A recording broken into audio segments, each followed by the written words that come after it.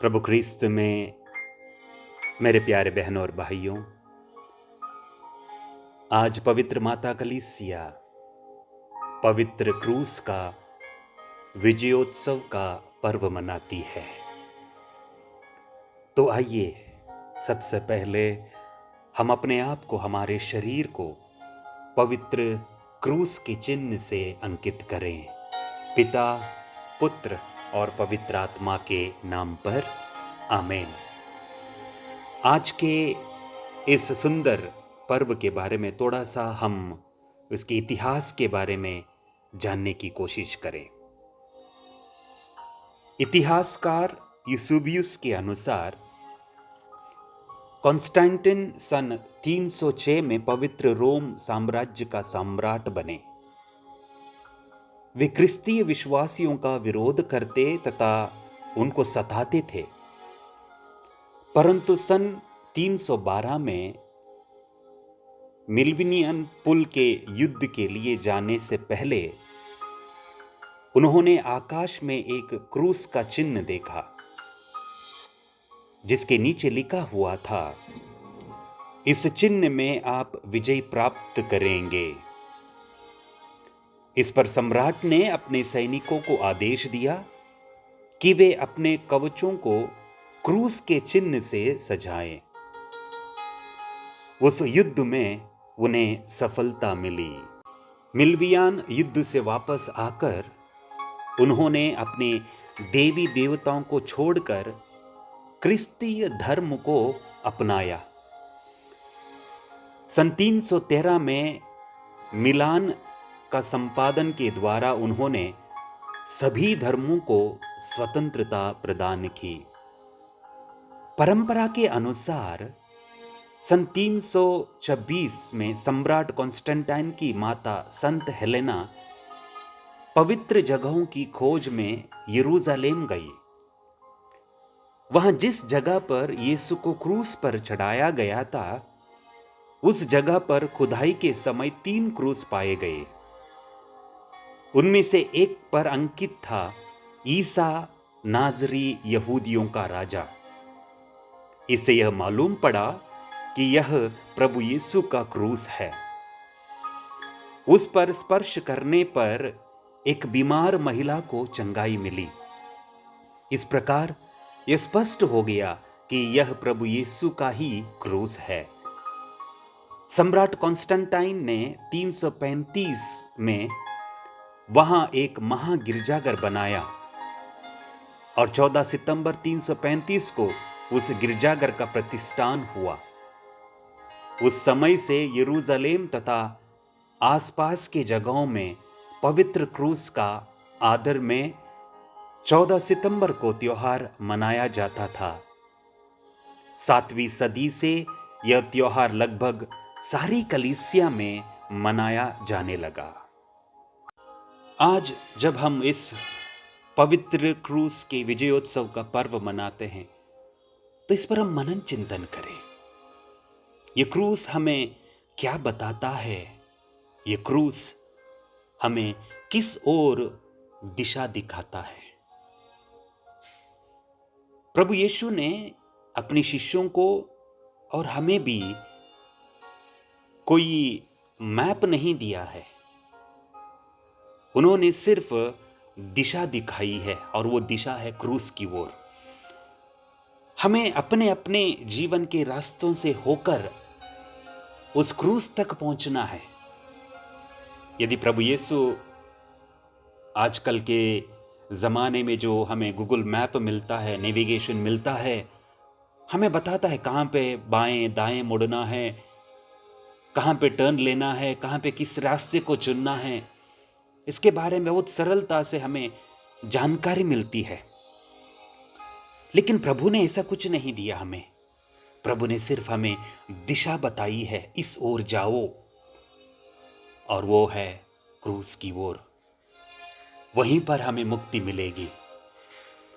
तो क्रूस, सबसे पहले क्रूस प्रभु यीशु की विजय का प्रतीक है।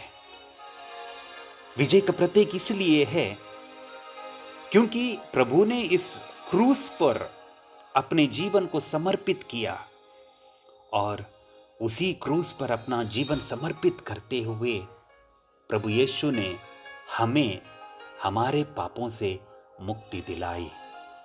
पाप को हराकर उन्होंने अनंत जीवन को फिर से स्थापित किया।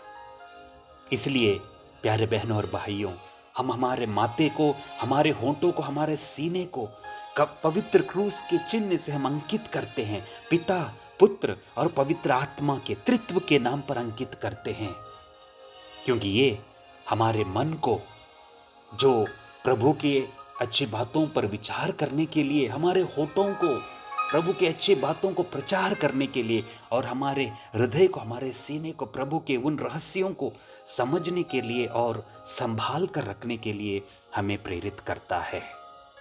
भले ही क्रूस एक प्रकार से सजा, मृत्यु, शाप का एक चिन्ह था, लेकिन प्रभु यीशु के स्पर्श से ये क्रूस मानव जाति के लिए उद्धार का चिन्ह बन गया। दूसरा है, क्रूस हम सभी के लिए ईश्वर की महिमा हासिल करने का रास्ता है। ईश्वर ने हमें अपने ही प्रतिरूप में बनाया और ईश्वर ने हम सभी को एक उद्देश्य के लिए इस जगत में भेजा है, और उस उद्देश्य को हम में से हर एक को हासिल करना है। प्रभु यीशु के जीवन में भी पिता ईश्वर ने एक उद्देश्य दिया कि तुम मानव जाति की मुक्ति के लिए अपने आप को समर्पित करोगे, और प्रभु ने हम सभी को अनंत जीवन देने के लिए उस क्रूस को अपनाया। सुसमाचार कहता है, प्रभु ने अपने आप को दीन बनाया, मृत्यु तक अपने आप को पिता के हवाले कर दिया, और पिता ने प्रभु यीशु को महान बना दिया। और जिस स्थान पर प्रभु यीशु को उन्होंने रखा, उस स्थान से प्रभु यीशु को कोई हटा नहीं सकता। इसलिए प्रभु यीशु दुनिया का मुक्तिदाता है। जिस क्रूस को गले लगाने पर प्रभु को, यीशु को उस महिमा प्राप्त हुई, वही महिमा आपको और मुझे मिल सकती है। और तीसरा है, हम सभी को प्रभु यीशु ने कहा, अपना क्रूस उठाकर मेरा अनुसरण करो। हमारे लिए क्रूस हमारे जीवन की चुनौतियां हैं, हमारे जीवन में आने वाले संकट है, परेशानियां हैं, जिसे हमें विश्वास के साथ ग्रहण करना है। प्यारे बहनों और भाइयों, आज जब आप इस बात को सुन रहे हैं, तो आप अपने जीवन को, अपने परिवार को देखिए। क्या आपके जीवन में परेशानियां नहीं हैं? या दूसरा सवाल मैं करूं, क्या सिर्फ आप ही के जीवन में परेशानियां हैं और किसी के जीवन में परेशानियां नहीं हैं? क्या और कई परिवार में दुख नहीं है? क्या और कई परिवार में झगड़े नहीं हैं? हर परिवार में दुख है, चुनौतियां हैं, संकट है, परेशानियां हैं। लेकिन जब हमारी परेशानियों को, हमारे दुख संकटों को लेकर जब हम क्रूस के तले जाते हैं, तो हम जब क्रूस को देखते हैं, तो क्रूस पर टंगे प्रभु यीशु को देखना है। प्रभु ने हम सभी के लिए सब कुछ सह लिया। प्रभु निर्दोष होते हुए भी सारे मानव जाति के पापों का भार, दोष अपने ऊपर ले लिया। तो क्या हम हमारे परिवार के लिए, परिवारजनों के लिए उनके कमियों को अपने ऊपर नहीं ले सकते? हम अपने परिवारजनों के हित के लिए, अपने परिवार को क्रिस्तीय शिक्षा में, क्रिस्तीय प्रेम में और क्रिस्तीय परिवार बनाने के लिए क्या मैं मेरे परिवार के लिए कुछ त्यागने के लिए, कुछ समझने के लिए, कुछ समय देने के लिए, कुछ खोने के लिए तैयार हूं? जब बिजली नहीं होती है, जब हमारे घरों में, अपने कमरे में अंधेरा होता है, तो हम अक्सर मोमबत्ती जलाते हैं। और एक मोमबत्ती कैसे प्रकाश देती है? वो अपने आप को पिघलाती है, मेल्ट करती है। जब एक मोमबत्ती अपने आप को पिघलाने के लिए तैयार होती है, तभी वो बत्ती जलती है। यदि मोम कहेगा कि मैं पिघलने के लिए तैयार नहीं हूं, मैं पत्थर के समान कड़क बना रहूंगा, तो वो बाती नहीं जलेगी, मोमबत्ती नहीं जलेगी।